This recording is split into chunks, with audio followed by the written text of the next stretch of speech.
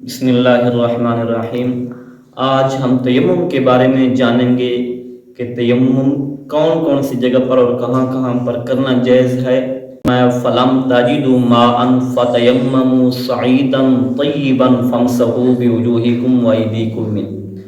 جب تم پانی نہ پاؤ تو تم پاک مٹی سے تیمم کرو۔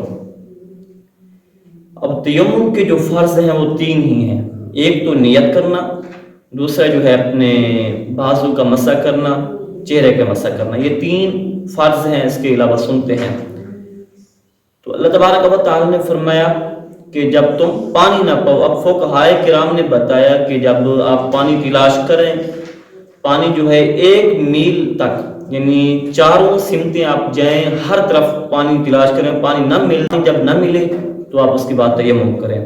فقہائے احناف کے نزدیک، سید ابو حنیفہ رضی اللہ عنہ کے نزدیک، جو بھی زمین کی جنس سے چیزیں ہیں ان سے تیمم کرنا جائز ہے۔ یعنی طریقہ کار یہ ہے، ہر وہ چیز جس کو آگ نہ جلا سکے، آگ کی وجہ سے اس کو کچھ نہ ہو تو اس سے آپ تیمم کر سکتے ہیں۔ جیسے دیکھ لیں، یہ ٹائل ہو گئی، ماربل ہو گئی اور مٹی ہو گئی، آگ نہیں جلاتی تو لہٰذا آپ اس سے تیمم کر سکتے ہیں۔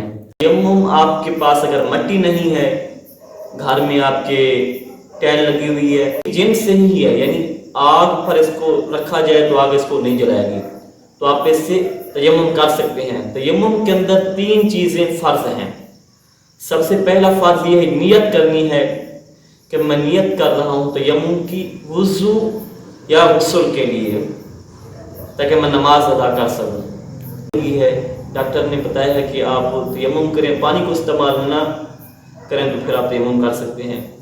یا آپ کو کوئی اور مسئلہ ہے جس کی وجہ سے آپ پانی استعمال نہیں کر سکتے تو اس کی وجہ سے آپ تیمم نہیں کریں گے۔ تیمم کے اندر 3 فرض، پہلا نیت جو کہ ہم نے کر لی ہے، دوسرا فرض یہ ہے کہ چہرے کا مسح کرنا، تیسرا فرض یہ ہے کہ ہم نے اپنے بازو کا مسح کرنا ہے۔ یہ 3 فرض ہیں۔ اب اگر آپ کے پاس ٹائل ہے تو اس کے اوپر آپ نے اس طرح ہاتھوں کی انگلی جو ہے ان کو کشادہ رکھ کے نا زمین کے اوپر لگانا ہے۔ تو فقہا فرماتے ہیں کہ آپ لوٹ لیں، مطلب کہ ایسے رگڑ لیں ہاتھوں کو، اس کے بعد اس طرح ہاتھوں کو جاڑیں۔ یہ جو انگوٹھے ہیں نا، ان کے جڑیں آپس میں ملائیں تو جو بھی گرد و غبار لگے گی وہ جھڑ جائے گی۔ اس کے بعد آپ نے یہ ہاتھ اپنے چہرے پر ملنا ہے، ایسے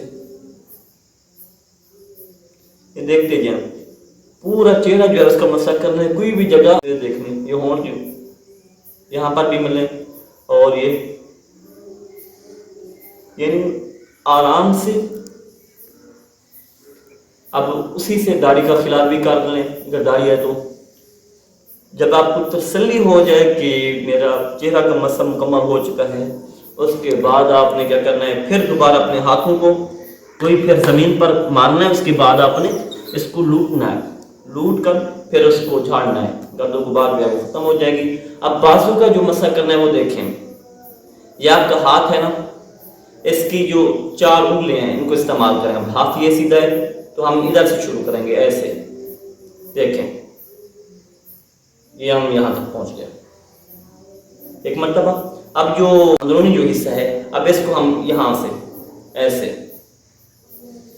اب یہ تمام کی تمام جو ہے ہو گیا ہے، صرف یہ انگوٹھا رہ گیا، تو یہ ہم اس انگوٹھے سے ایسے کر لیں گے تو یہ ایک ہاتھ مکمل ہو جائے گا۔